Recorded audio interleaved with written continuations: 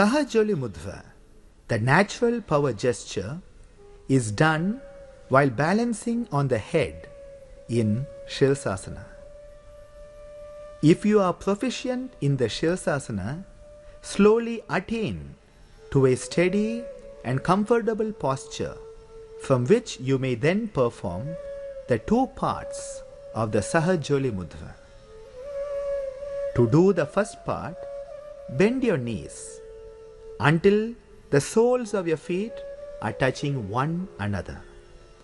This is the frog-like action of the Manduka Mudra.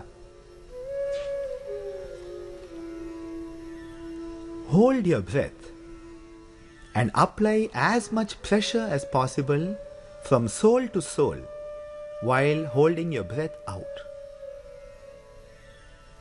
After holding the mudra for a comfortable period of time, slowly bring your feet back up to the straight-legged position on an incoming breath. Release the Shirsasana and slowly bring your legs down to the ground. Relax in the Shashangasana for a short while and enjoy the energetic pranic activation of your circulatory and nervous systems that is produced by this mudra.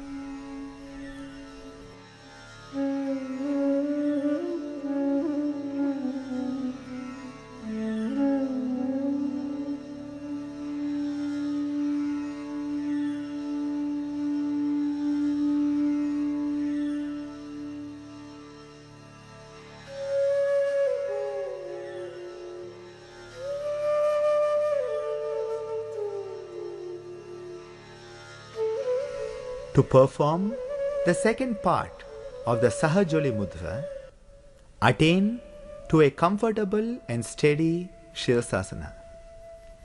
Slowly entwine your legs into the Garuda Mudra, the eagle gesture of the feet. At the beginning, keep the entwined legs bent and then straighten them upwards on a deep incoming breath.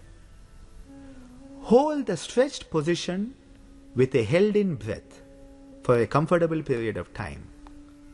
Then, on an outgoing breath, bring your entwined legs back to the bent position.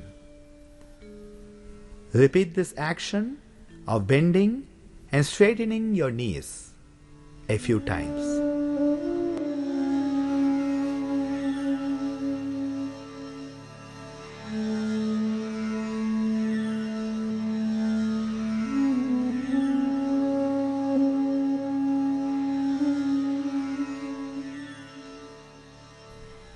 When ready, slowly release your bound up legs and come back to the Shirsasana. Slowly come back down to the ground and relax in the Shashangasana. Then enjoy a deep period of relaxation in the Shavasana to let the benefits of this practice seep into each and every cell of your body. The Sahajoli Mudra rejuvenates the entire neuroendocrine system and leads to the attainment of overall good health and well-being.